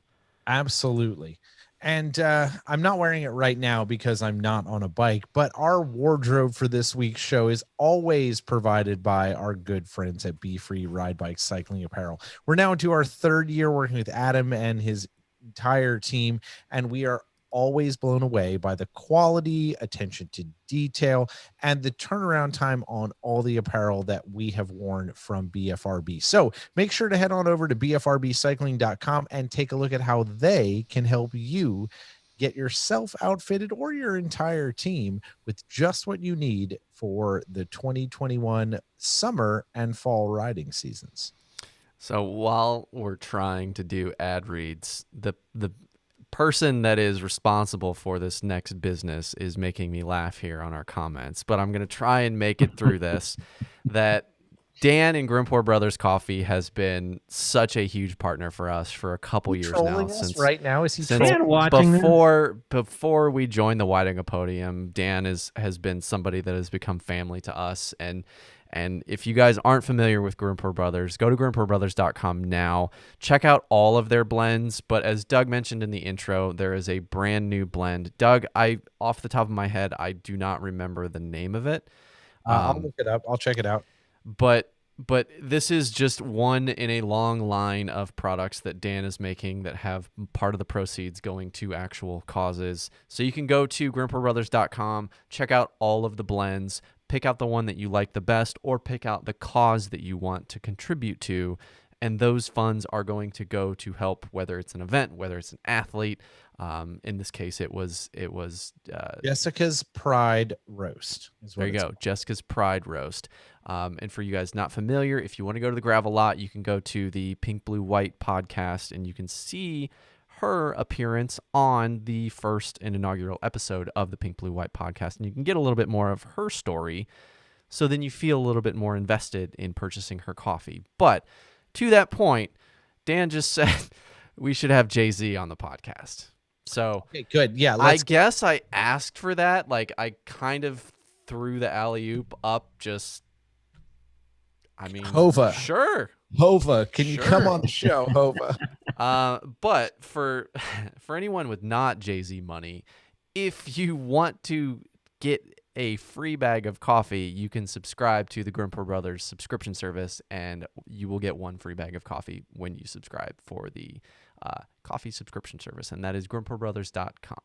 And you know what? Here's the deal. If Hova, you are listening and you need to get a bike, my recommendation is to head on over to BioWheels Fit Studio that was good in Cincinnati, because I'll tell you what, not only will Mitch get you on the right bike you need, Hova, but here's the deal. He will also get you fit on that bike better than you could have ever been fit had you just taken it home from the dealer. So here's the deal. Mitch at BioWheels Fit Studio offers you the most efficient fit. It's comfortable. It is the fit that I have lived by for the past several years of my life. And he has a constantly rotating stock and understands what's coming in. If you need a bike and you're in the region, go check him out. He will absolutely help you out. That is BioWheels Fit Studio right here in Cincinnati, Ohio. I forget, is it all black everything or is it all white everything now? Because it depends. If we're in the Hamptons, it's all white everything. Okay. All right. It is summer, so maybe it's that. Yeah. Okay. All right. Cool. I'm sure he's got white bikes. Anyway, we are also supported by the Ritual All Natural Skincare. It is small batch handmade chamois cream made right here in Cincinnati, Ohio, actually right up the road from me. And it is using all locally sourced, all natural ingredients. So again, think shea butter, coconut butter, beeswax, vegetable oils, things that are actually good for your body. And it's making for the probably, I'm biased here, but it is the best chamois cream on the market. And the coolest thing about what they are doing now is that if you want custom blended chamois cream for your shop, for your team, for your brand, for you specifically, I guess if you're Hova and you're a brand, you can get your own custom made chamois cream, all black Hova cream. Yeah, I like it. And you can work with the folks at the Ritual to decide what the smell should be, whether it's cooling or not cooling, and then you can pick the graphics, or you can make the graphics yourself for the tub. So you can customize that thing top to bottom just like your BFRB kits. So you can look real pro, but also feel really pro at the end of 5 or 6 hours on the bike. So that is the Ritual All Natural Skincare, and if you guys are interested, you can contact us, and we will put you in contact with the folks at the Ritual. Absolutely. And last but certainly not least, our awesome friends at Hand Up. We talked about them in the open, doing amazing things with gloves, full touch gloves now. All their gloves come this way. It's fantastic. It's wonderful. We're so thankful because now I don't have to take my gloves off in order to take photos and videos of John as we ride up the trail or eat donuts. So that's a wonderful thing. But most importantly, as we learned from our good friend Gordon Wadsworth this weekend, jorts. A reminder, they have jorts and they're stretchy and they're comfortable, and I'm currently wearing them. Jorts are amazing. You should get some. If you want to get on the jorts train, go to handupgloves.com. Check them out. They have amazing selection of all sorts of apparel. They've got awesome gloves for good that are coming out right now that give proceeds, much like Grandpa Brothers does, back to causes that matter for them. But make sure to get there by going to the show notes link. So go into our show notes here, whatever podcast thing you're using, click on that link, and then enter code Pebble $, to save yourself 10% off everything in your cart. So 10%, click the link in our show notes, Pebble $, get yourself some Hand Up gloves. It is summertime. You definitely need new gloves because they getting stanky.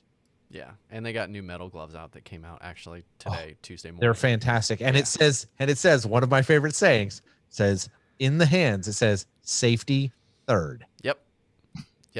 Which is a motto. It's for me. It's fitting. Yes, it's fitting. So you guys know by now, we love hearing from all of you. So make sure to visit, subscribe, hit all the social media platforms, go to thegravelot.com, stay in touch, stay up to date.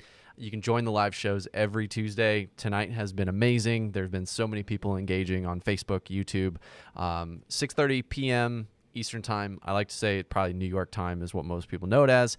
And you can go to Streamlabs, go to just all the places. But the link in our show notes right now, the Linktree link, will open up all of those different variations. So then you can just click that link and choose your own adventure. Our new intro and outro music for season 4 is by Waterboy. Make sure to check out all his stuff by the link in the show notes. Awesome music, really doing some cool stuff. Fired up surf vibes. We're feeling that. We're trying to keep it chill, trying to roll into the, because you know what? We chill. It's 2021. We chill. Ride slow, eat donuts. Exactly. Look pro, ride slow, eat donuts. That's how we roll. Scotty. Yes. It's AMA time. Are you ready? I hope so. All right, cool. Okay. Let's hope they aren't too. So we got some clarification first. Okay. That the Alma GP record teardown is 43 minutes. Okay. That's still anybody that's participated in tearing something down. I think when we've done the CX time trials here at Kings, each week a different team does it, sets it up, tears it down. I think probably the quickest teardown of that, and that's normally just setting out cones. I think the quickest that my group or whatever team I've been a part of has done that has been like 60 minutes. And that's just picking up cones. That's not an entire this course. is a fully taped course, and we're talking back in the trailer, not just in a pile. Right. Yeah. No, normally most of that 60 minutes is Scott Herman riding around on a bike with a giant arm full of cones. So well, that's happened at the Alma GP too. Right, exactly. He's announced theirs many times. So. He's like, I'm getting out of here. I got to go drink beers. Yeah, it's time. Okay, so transition time. Our first question is from said announcer for Alma GP. What? He's right on this? Oh, no. Okay, so Scott asks, how would Scotty D get, all caps, a lot of stands off of a bike frame that also has flint mixed in it? And he is asking for a friend. This has probably nothing to do with what Scott did this weekend. Nothing to do with his recent ride. I heard he went on a bike vacation this weekend. Took Ryder, took the wife and kids, and they went and did something in one of the flyover states. Yeah. But it seems like his bike might have gotten dirty. Yeah. Yeah, it can be, tire sealant can be so hard. Oh my goodness. And if it's got all that stuff in it, you're really in danger of scratching it. I don't know. I don't know of a good way, to be honest. Once it gets so it can still be like on your frame, and in certain instances it can come off. But there's sometimes it'll get like dried on, and like it almost becomes part of the paint. It looks like, yeah, because that's it can really eat away the clear coat on that's a bike. basically impossible. But I like the foaming bike cleaners, like Green Fizz. Finish Line makes a good brand new foaming bike cleaner.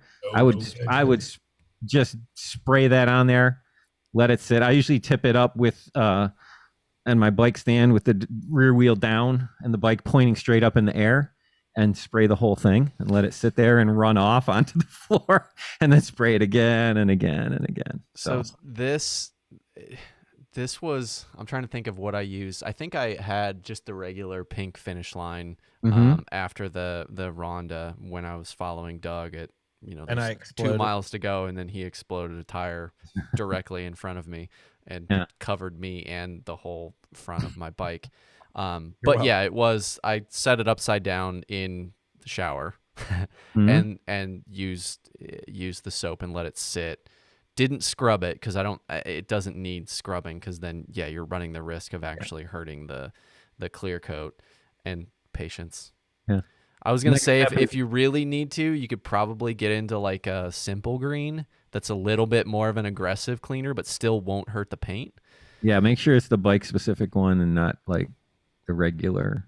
Yeah, but when you have that Flint mixed in there, it makes it it's crapshoot. Yeah. I mean, the next step, Scott, is full overhaul. New bike. Full bike overhaul. Just throw the bike away.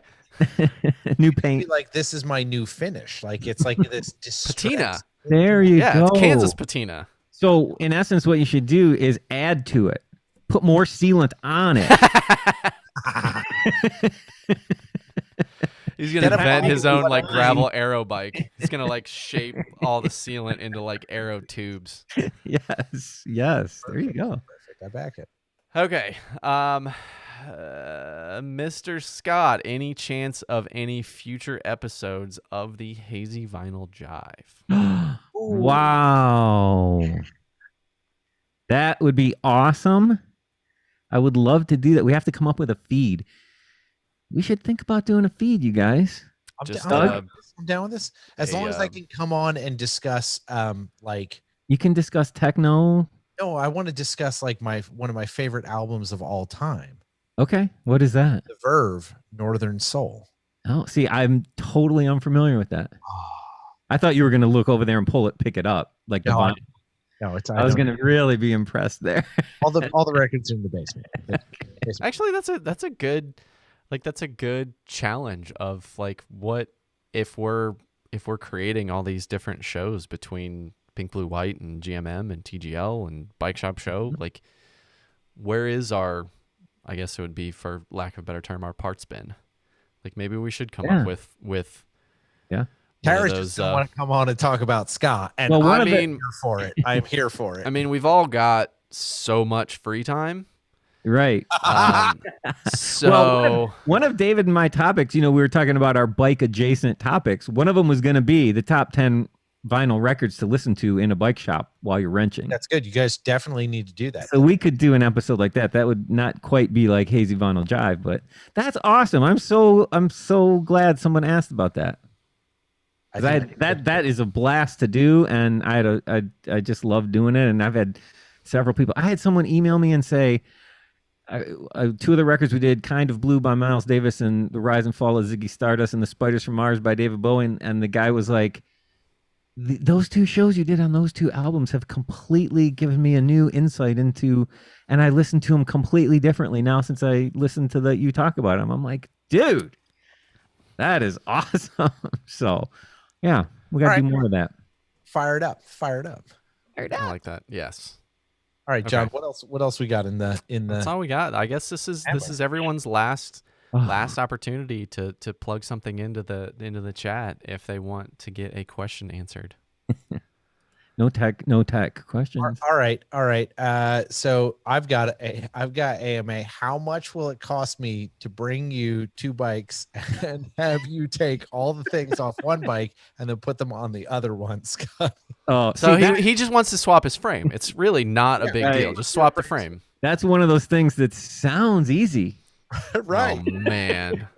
And it just is like a One of them has worms. hydro brakes, the other one doesn't. Yeah, at the end of the day, probably about a third of the things off the one will actually fit onto the other, and then it's like a whole mess. Yeah, I'm being facetious. But No, I know, and it's not even an issue of price; it's just a time.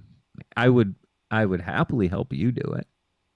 Well, we will do backroom negotiations. Yeah, we'll to Michigan. We'll cross that bridge when and if we need to, and then There you let go. David take our photo on it. That sounds We fun. got to think about. Are you guys planning on doing any recording while you're here for any events? We will be. So we will have to work that team out. So I think the good news is, Pebbles, that we are going to be in Michigan at least once, if not twice, in the next 6 months. So hopefully we'll get to do some fun stuff with Scott and David and some other of our Michigan friends. So Yeah. Yes, we are. We're bringing basically all the same stuff that we took to Black Fork. So all of our video recording equipment, and I'll probably throw the Zoom in there with a couple mics because I'd like to. I want to do some shorter form interviews with some of the people doing the TGL ride. So if you're on the fence at all, or if you're already signed up for Alma, Glenn Close, Glenn Gary, Glenn Ross, and you're doing the 50K and you want to transition over and you have a great story about how you discovered bikes, like, let's go. Let's do it. Don't be shy. Right. I'm Yeah. shy. I do this. yeah, we're It's friendly. fine. I mean, But some of the first stuff I did when I first started the bike shop show was just go to race and talk to people in the parking lot. Are you racing today? What are you doing? What do you think? How's the court? Yeah. It's great. It's awesome stuff. Good stuff for sure. Well, Scotty, this has been just awesome. Get to spend some time with you and catch up. Like, I have missed you. Yeah. Nice Yeah. to cat visit. Yep. There's a cat visiting us right at the end. This is perfect. Good. We got to have animal appearance. Yes. If they are in the house, they have to make an appearance. Absolutely. We all know I like cats. So there you go. Definitely think so thanks so much, dude. Seriously, like, it's good to catch up with you and it's good to hear what's going on with you all. And everybody go check out the Bike Shop Show. It is top of mind for me all the time, right in my feed. If you are not back subscribed to it, make sure you do that. Check out their Patreon, go hit them up in that space. Thank you for being here, dude. We appreciate it. No problem, guys. Thanks for having me. As always, it's a pleasure. And we got to get both of you guys to build a set of wheels. That is coming. I want some big fatties for my new whip that I'm working on. There you go. Yes. We could build you a set of BMX wheels too. I heard you've been doing a lot of that. I can't. No, I've just been riding around. I can't He tries. at all. Thanks, guys. No, we appreciate it. So, Pebbles, that is all for this week. Be sure to subscribe, follow, and engage, because as you know, decisions and trails are made by those who show up. So if we don't see you on the trails this week, we'll see you next time. Bye, John. Bye, Doug.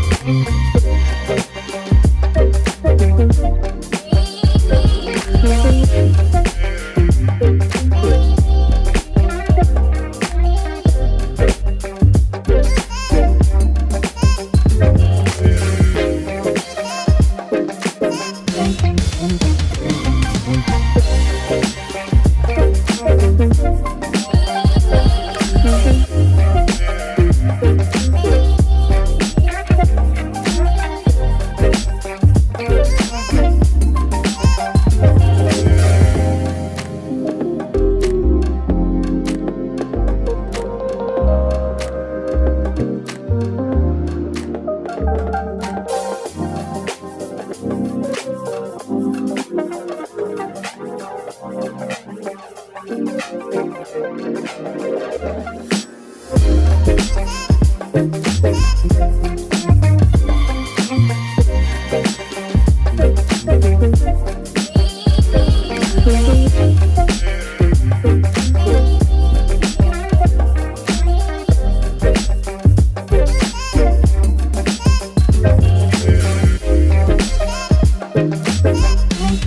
you.